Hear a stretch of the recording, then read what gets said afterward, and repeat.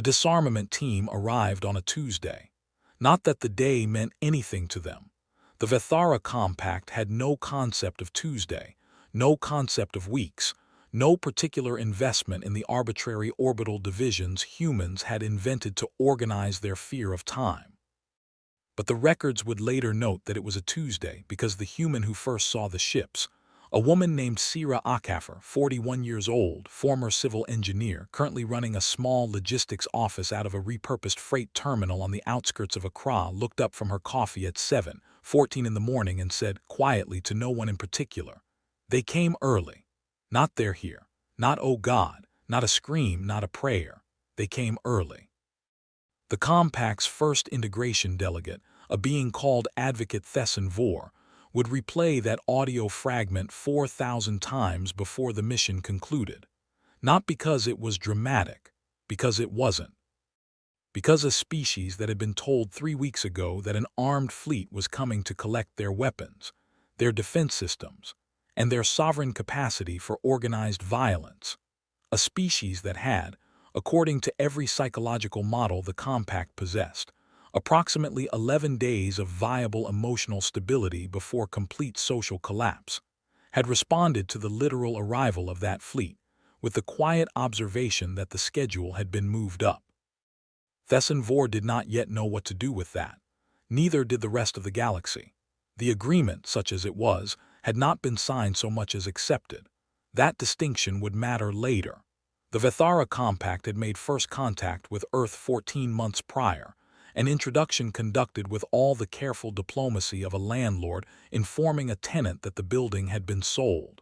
Humanity was not the first species to be integrated. It was not the first species to be disarmed. The Compact had been doing this for 600 years, absorbing smaller civilizations, reclassifying them as protected populations, and collecting their capacity for war with the efficiency of a well-practiced bureaucracy. It was, they explained to the UN Security Council, for everyone's benefit. Humanity was young. Humanity was volatile. Humanity had, in the span of a single century, invented both antibiotics and thermonuclear weapons, and the Compact's actuarial models suggested this combination was statistically terrifying. The integration was not presented as a choice, but it was presented politely. The Compact was always polite. What nobody on Earth had said publicly, what no government had officially stated, what no press release had confirmed, was that 3 days after the Compact's initial contact, every nuclear arsenal on the planet had been quietly moved. Not destroyed, not decommissioned, moved, somewhere, by someone. The IAEA had filed 17 urgent reports in the following week, all of which had been classified before reaching anyone who might ask the wrong questions. The Compact didn't know this yet. Sira Akafar did. She hadn't moved them. She was a logistics coordinator, not a general. But she knew, the way certain people always seem to know things that should be impossible for them to know, through the texture of the silence around a subject, through the specific quality of what wasn't being reported, through the look on the face of a former colleague who now worked for an agency that technically didn't exist.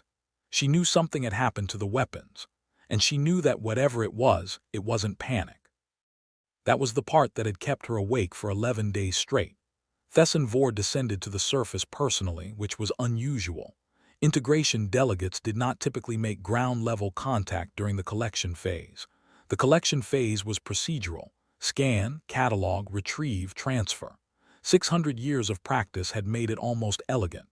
The psychological support teams would arrive after to help the newly protected population adjust to their changed status. There were programs. There were resources. It was, the Compact believed genuinely, a kindness. But something in the preliminary surveys had flagged. The psychological stress indicators were wrong, not elevated, wrong. The Compact's models predicted a specific signature for a civilization facing disarmament: rising cortisol equivalents, increased aggression in communication frequencies, internal fracturing along previously stable coalition lines. The particular social seismography of a species realizing it was about to become dependent. They had seen it 23 times. It followed a pattern the way gravity follows a pattern. Earth's indicators showed something else. Something the modeling systems kept trying to classify as anomalous calm, before rejecting that classification because anomalous calm implied a baseline that Earth wasn't matching either. It wasn't calm. It wasn't panic. It was something the translation matrices kept rendering as focus, which was incorrect, because focus implied a known target and no target had been specified. Thesson Vor had come down personally because the survey team had sent a message that the senior delegate had read 4 times, trying to decide if it was a technical error. The message read, "The humans appear to be waiting for something. We cannot determine what." Sierra was selected as Earth's integration liaison not by her government. Technically, there were 6 governments simultaneously claiming to represent humanity in this capacity, but by a process that Thesson Vor would later describe as consensus by exhaustion, which was not a category in the Compact's political science databases, but which appeared to be functioning perfectly well. She was not a politician. She was not a diplomat. She had a degree in structural engineering, 16 years of experience moving heavy objects from one place to another efficiently, and a reputation in certain quiet circles for asking the precise question that a room full of important people had agreed not to ask. She met Thesson Vor in a converted conference room in what used to be a UN satellite office, the kind of room that still had water stains on the ceiling and a coffee maker that only worked if you held the button for exactly 3 seconds. She had made coffee before he arrived. She had made enough for 2, despite knowing that Vethara physiology was incompatible with coffee, which Thesson Vor's attaché noted with some confusion. "Habit," Sierra said, when the attaché flagged it. "Make enough for whoever might need it, even when we know they won't." Thesson Vor logged this. He didn't understand it yet. He would later classify it as the first evidence, though at the time it seemed like a small social error. He opened the collection proceedings with the standard language, the timeline, the scanning protocol, the legal framework of integration, the rights retained by protected populations, the support systems the Compact would provide. He had delivered this briefing 23 times. He had refined it over decades. It was thorough, compassionate by Compact standards, and completely clear. Sierra listened without interrupting. She took notes on paper which Thesson Vor found quaint and drank her coffee, and when he finished she looked up and said, "When you scan for weapons, what parameters are you using?" "A reasonable question," he told her. She nodded slowly, the way someone nods when an answer has confirmed something rather than revealed it, and said, "Okay, that's fine." "Do you want to start in the northern hemisphere or the southern?" Thesson Vor had expected. Protest, legal challenge, emotional plea, appeal to sovereignty, veiled threat. The simulation models had given him 17 probable opening responses. This was not one of them. "You have a preference?" he asked. "Southern hemisphere has better weather this time of year," she said, "but I figured it was your call." The scanning began 3 days later. It was, initially, exactly as expected. The Compact's collection vessels moved through their designated grids with practiced efficiency, pulling signatures from the planetary surface and its immediate orbital shell. Nuclear devices, catalogued. Conventional military stockpiles, catalogued. Delivery systems, guidance infrastructure, communication arrays with dual military application, catalogued. The retrieval teams were professional. The Compact had done this before. They knew where species hid things, except the numbers were wrong. Not dramatically wrong, not obviously wrong in the way that would trigger an immediate alert, just slightly wrong. The signature density was lower than the intelligence estimates had suggested. The Compact's pre-contact survey had pegged Earth's nuclear arsenal at somewhere between 12 and 15,000 warheads across all actors. The initial scans were finding approximately 4,000. Thesson Vor reviewed the data personally. He had his teams rerun the scans. Same result. He ordered a deep penetration geological survey looking for underground storage. He found some, but not enough. He ran the numbers again, and the gap kept sitting there calm and unresponsive, like a question that was aware it wasn't going to be answered quickly. He sent for Sierra. She arrived in the same unhurried way she did everything, not slow, not fast, moving at exactly the speed appropriate to a situation she clearly understood better than he did. She sat down. He showed her the numbers. She looked at them for a long moment. Then she said, "You're about 11,000 short." "Yes, that concerns you." "It concerns me that 11,000 warheads appear to be missing from a planetary survey." "Yes," she nodded. "What does your model say about that?" He showed her the model's outputs. It was cycling through possibilities: storage error, scanning parameter error, intelligence estimate error, deliberate concealment. It had currently ranked deliberate concealment at 78% probability and was generating threat response protocols. Sierra looked at the threat response protocols for a moment. Then she said, carefully, "I want to make sure I understand your concern. You're worried we're hiding weapons." "Yes." "From you?" "Yes." She was quiet for a moment. Something moved across her face, not quite amusement, not quite sadness, something that sat between them and didn't have a clean name. "Thesson Vor," she said, "can I ask you something? In 600 years of integration, have you ever had a species try to hide weapons from you? 3 times. What happened? We found the weapons. The concealment added 8 years to the integration process and resulted in significantly reduced autonomy for the populations involved. So hiding things from you is a bad strategy." "Historically, yes." "We know that," she said. "We read the integration records. They're public. Your compact makes them public specifically so incoming populations understand the consequences." He waited. "So," she said slowly, as though working through a problem out loud that she had already solved privately, "if we know that hiding weapons from you is a documented, historically unsuccessful strategy with serious consequences, why would we do it?" Thesson Vor had no immediate answer for this, which was the first time in 23 integrations that had happened. Sierra stood, collected her notes, and said, "I'll see you tomorrow morning, same time." She paused at the door. "I made coffee again. You can leave it if you want, but," she shrugged, "habit." She left. Thesson Vor sat alone in the room with 4,000 warheads worth of absence and a feeling that his threat response protocols were solving the wrong problem. The collection continued. It continued because stopping it would have required a justification. And "we cannot explain where the missing weapons are, therefore we suspect something we cannot categorize," was not a justification the compact's legal framework recognized. So the teams retrieved what they found, logged what they logged, and submitted their daily summaries to Thesson Vor, who read them each night with increasing unease. On the 11th day, one of his junior survey coordinators, a young analyst named Veth Sara who had never run an integration before, submitted a note with her daily report.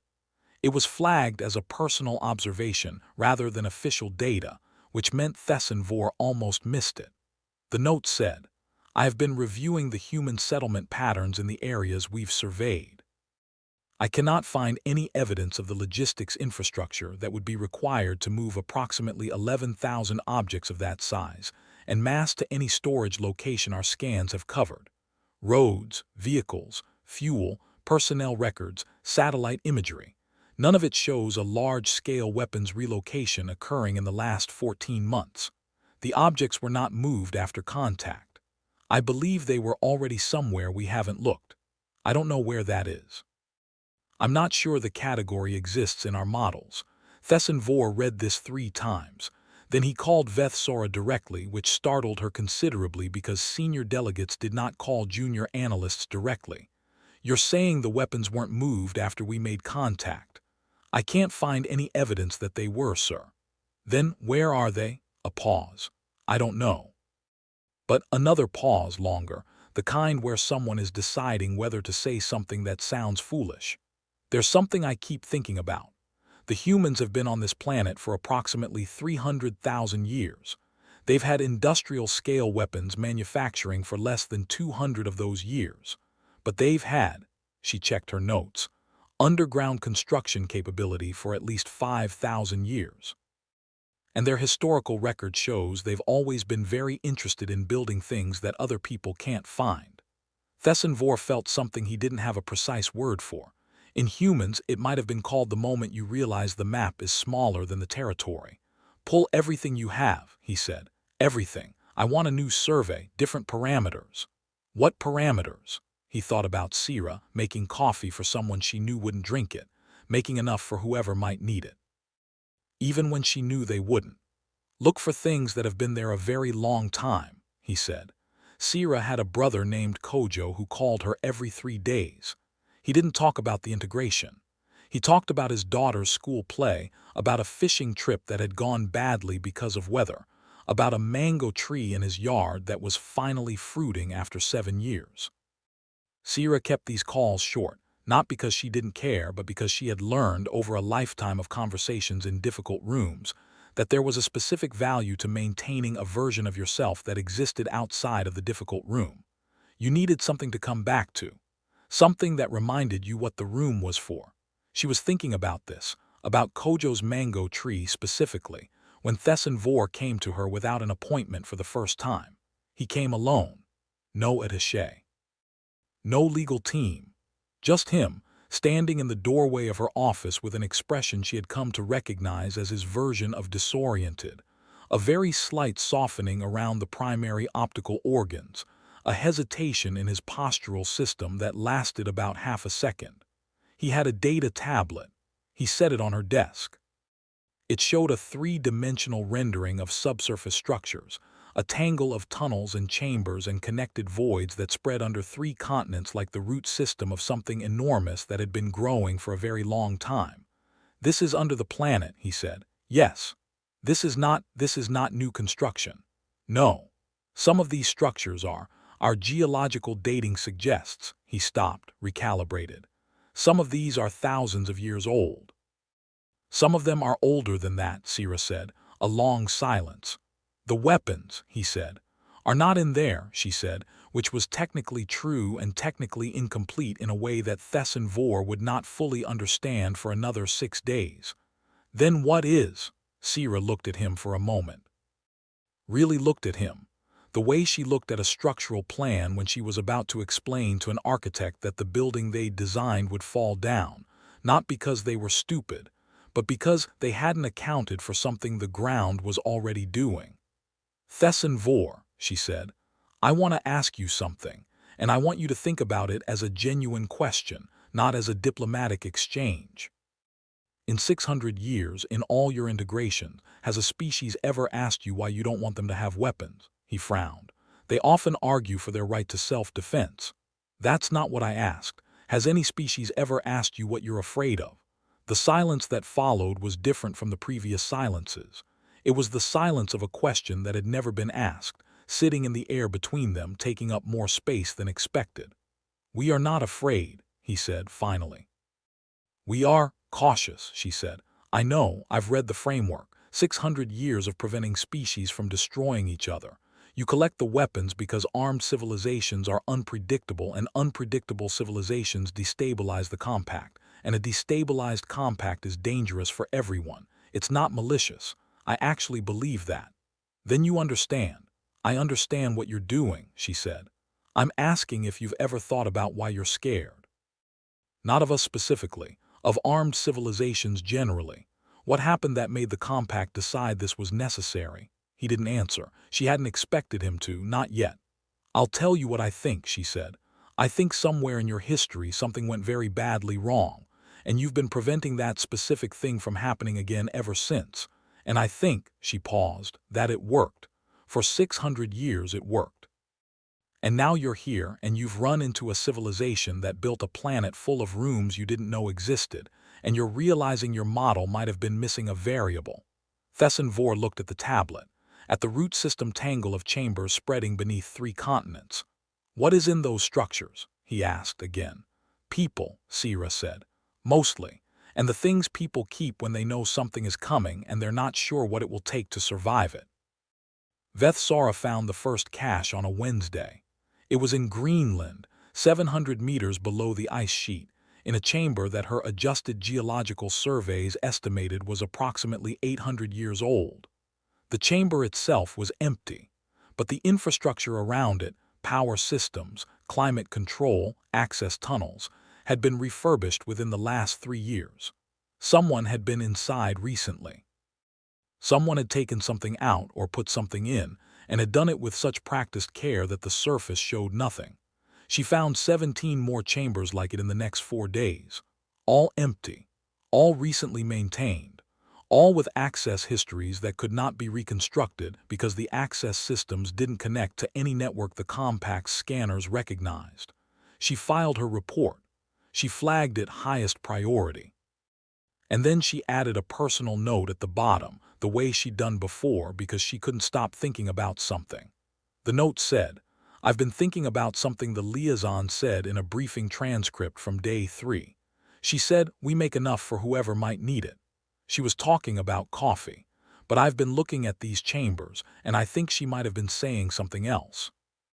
I think, and I know this is outside my analytical brief, I think the humans have been preparing these spaces for a very long time, not for a specific threat, for any threat, for whatever came. And I think whatever was in them was moved before we started scanning, not because they were hiding it from us, but because hiding it was already a habit they didn't need to explain." Vethsara submitted the report and then sat for a long time, thinking about a civilization that builds rooms in the dark against futures it can't name, and whether that was something to fear or something to grieve. She hadn't figured it out yet. She wasn't sure it was possible to figure out from the outside.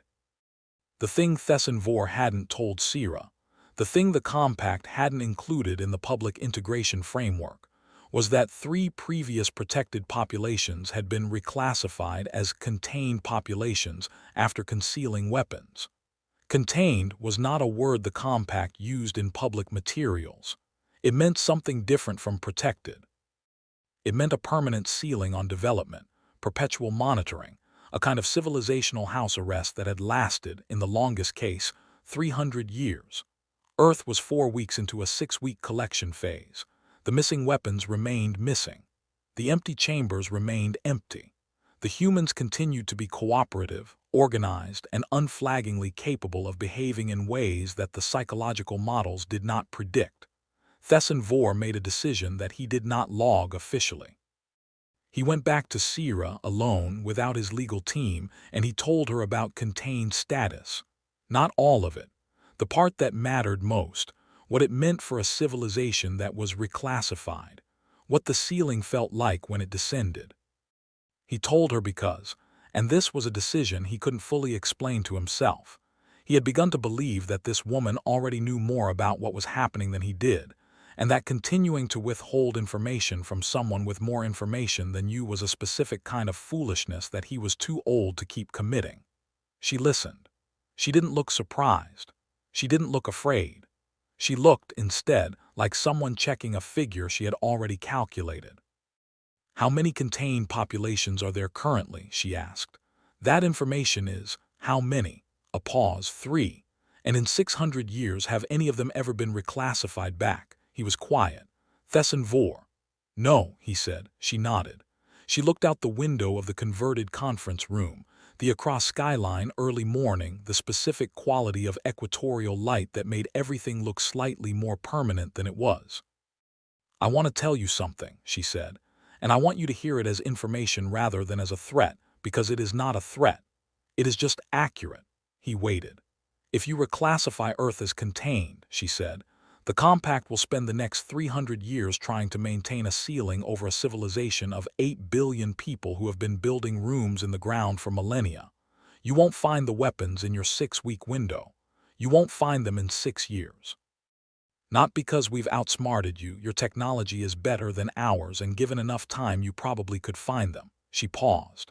"But the people who built those rooms knew they might need to stay in them for a very long time. And the things they put in them," she stopped, chose her next words with visible care, "are not what you're looking for." "Then what are they?" "Seeds," she said.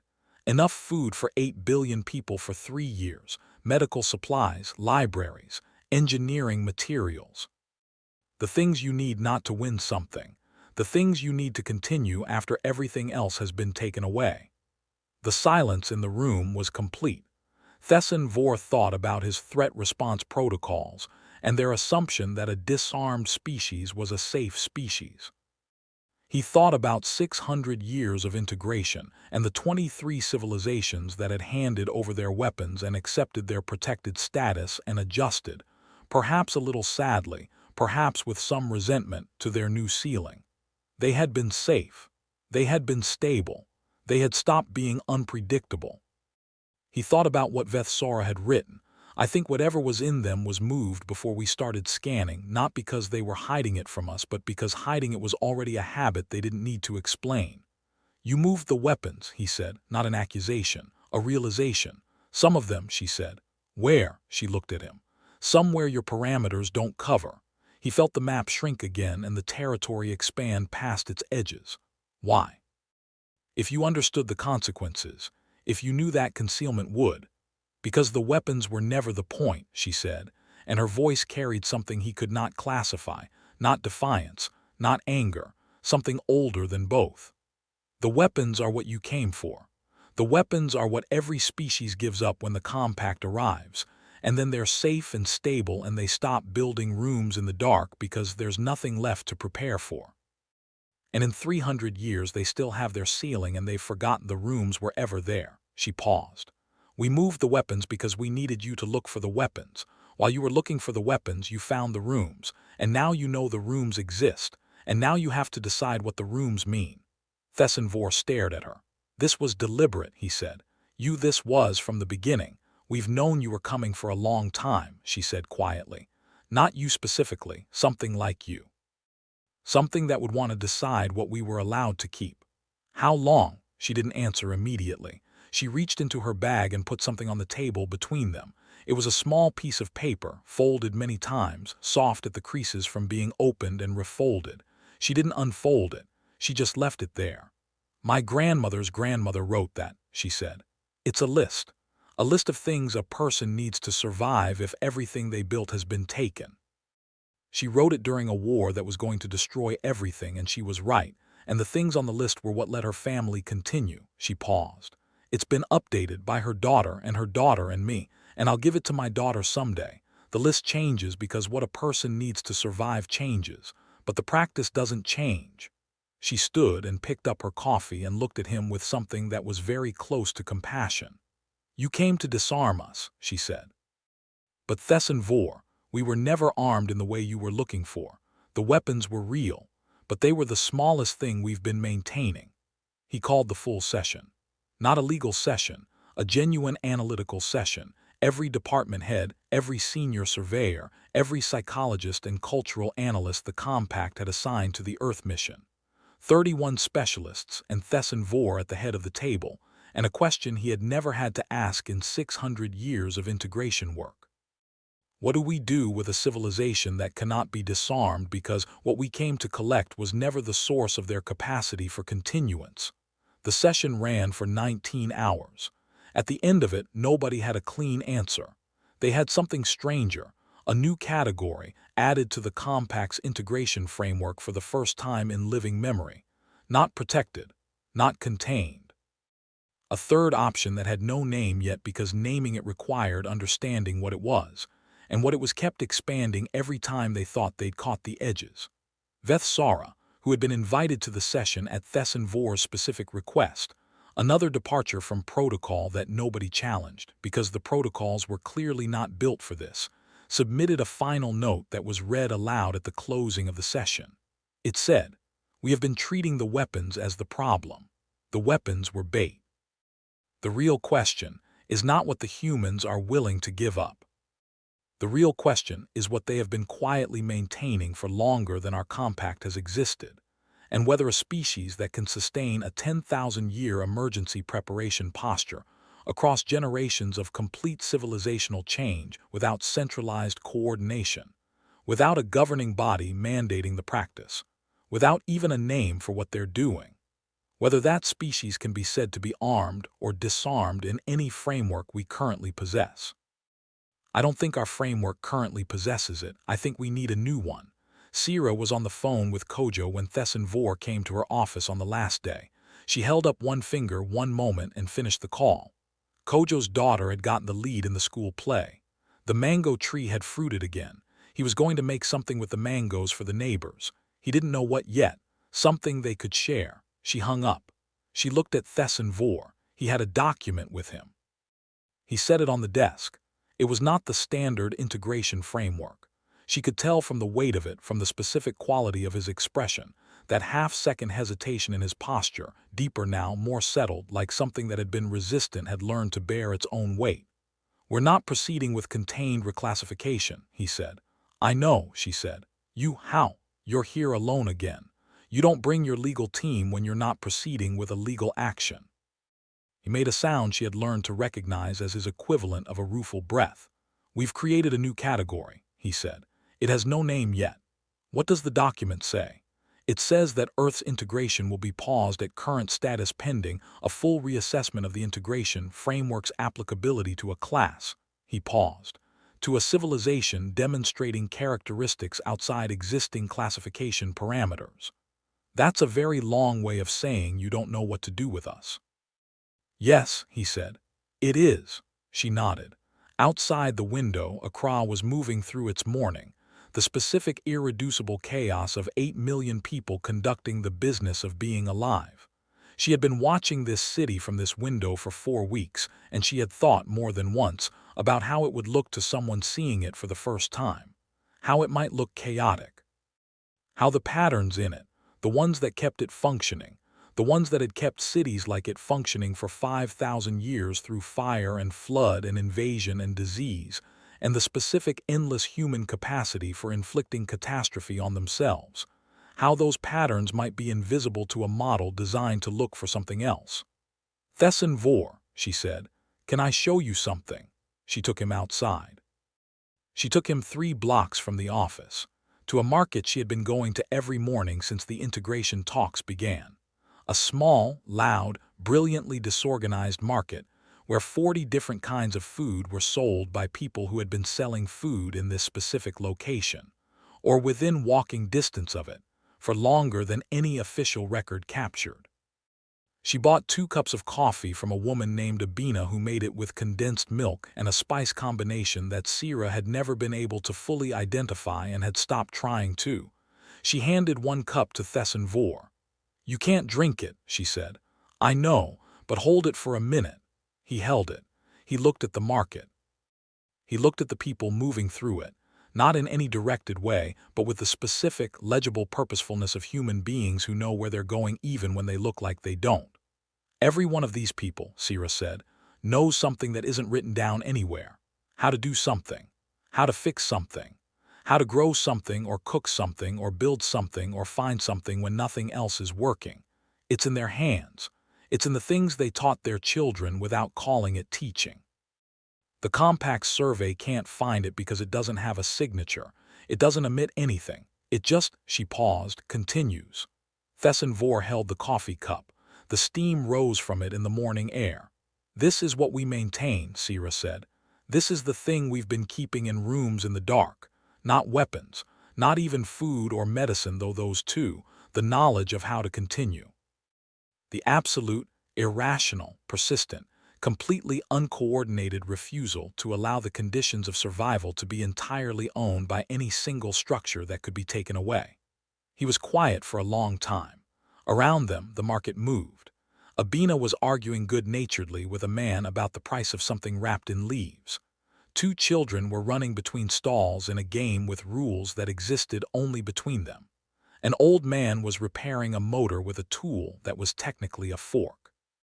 "You are afraid of us," Thesson Vor said finally. "Not a question, not an accusation, something else." "Not of you specifically," Sira said. "We're afraid of what happens when the capacity to continue gets taken away and then something goes wrong. We've seen it happen, not to the Compact, to ourselves, to each other. We've watched each other take things away from each other and then discover that the thing we took was load-bearing. And the people it was taken from had to find a way to rebuild the capacity or they stopped existing." She looked at the market. "We've been on both sides of that, more times than we can count. And somewhere along the way, we don't know exactly when, we decided the only thing that was truly ours was the practice of preparation itself. Not what we prepared, not how, just the decision to keep preparing, to keep the rooms, to keep the lists, to keep making enough coffee for whoever might need it." She turned to look at him. "You can't disarm that, not because we're hiding it, because it isn't a weapon. It's a relationship with time, with uncertainty. with the specific human understanding that everything we build can be taken, and the thing we need to survive the taking is always going to be something smaller and older and harder to see than the thing that was taken. Thesson Vor looked down at the coffee cup in his hands. He could not drink it. He understood that. He held it anyway. The warmth of it transferred through whatever served him as a palm, and he stood in an African market on the third planet of an undistinguished star system, and he held a cup of something meant for whoever might need it, and he began, slowly, with the specific discomfort of a model encountering data it was not built to hold, to understand what he had missed. The compact's reassessment would take 4 years. The new classification, when it finally received a name, was translated awkwardly into most compact languages. The closest rendering in the standard diplomatic tongue was something like enduring cultural substrate, which was accurate but somehow missed the weight of the thing it was trying to describe. Veth Sara, who had been promoted twice during the 4 years and was now leading the new division the reassessment had created, privately referred to the classification in her personal notes by a human word she had learned from a recording of Sira Akafer using it in a briefing. The word was grit. She was never fully certain she understood it correctly. She used it anyway. Earth's integration remained paused. The weapons that had been collected were not returned. That would have violated the framework entirely, but neither was any ceiling imposed. The empty chambers remained empty, and then slowly, without announcement, they began to fill again with different things.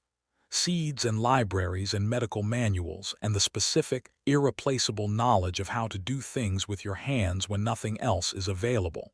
The lists were updated. The rooms were maintained. The practice continued, as it had continued through 5,000 years of everything else, without coordination, without mandate, without a name for itself. Sira retired from the liaison role 2 years into the reassessment. She went back to structural engineering, which she had always found satisfying in a way she couldn't fully articulate, the particular discipline of understanding what a structure actually needed to bear its own weight before you started deciding what it should look like. She called Kojo every 3 days. His daughter was in her 2nd year of university. The mango tree was still fruiting. Thesson Vor sent her one message 18 months after the mission concluded. It contained no pleasantries and no diplomatic framing. It contained 3 words followed by a question that he had apparently been holding for some time. The 3 words were, "I understand now." The question was, "When did you know we were coming?" She read the message twice. She thought about her grandmother's grandmother, folding a list into a small square of paper during a war that was going to take everything. She thought about the specific quality of knowledge that lives in hands and in practice and in the decision, made and remade across generations without anyone ever calling it a decision, to keep the rooms, to keep the lists, to keep making enough for whoever might need it. She wrote back one sentence. "We didn't know it was you. We just knew something always comes, and we decided a very long time ago that we weren't going to let it find us unprepared." In the Compact's archives, in a section that had not existed before Earth's integration, there is a single annotation appended to the opening record of the mission. It was added by Thesson Vor himself, which is irregular. Senior delegates do not annotate mission records personally. The annotation reads, "Classification error, initial." We identified Earth as a civilization requiring disarmament. We were wrong about the category. Earth is not a civilization that requires disarmament. Earth is a civilization that has never, at any point in its recorded or unrecorded history, allowed its ability to endure to reside in anything that could be taken away by a single external action. We came to collect their weapons. We discovered instead that the weapon, if that word applies at all, is what they are. And what they are cannot be collected. It can only be recognized. I am documenting this because future integration teams must understand. When you approach a species that has been repeatedly stripped of everything it built, and has continued anyway, not through military resistance, not through technological superiority, but through the specific irrational persistence of a civilization that quietly decided to make the capacity for continuation itself into a non-negotiable condition of its identity, You are not approaching a protected population. You are approaching something the compact does not yet have the language for. I am not afraid of them, but I am no longer not afraid of them either, and I think that difference matters. The annotation is not officially classified, but most compact officials who read it file it without response. They don't know what to say, neither do their models. Neither, perhaps, does anyone, except a species that has been answering that silence quietly, in rooms the galaxy didn't know to look for longer than the galaxy thought to ask.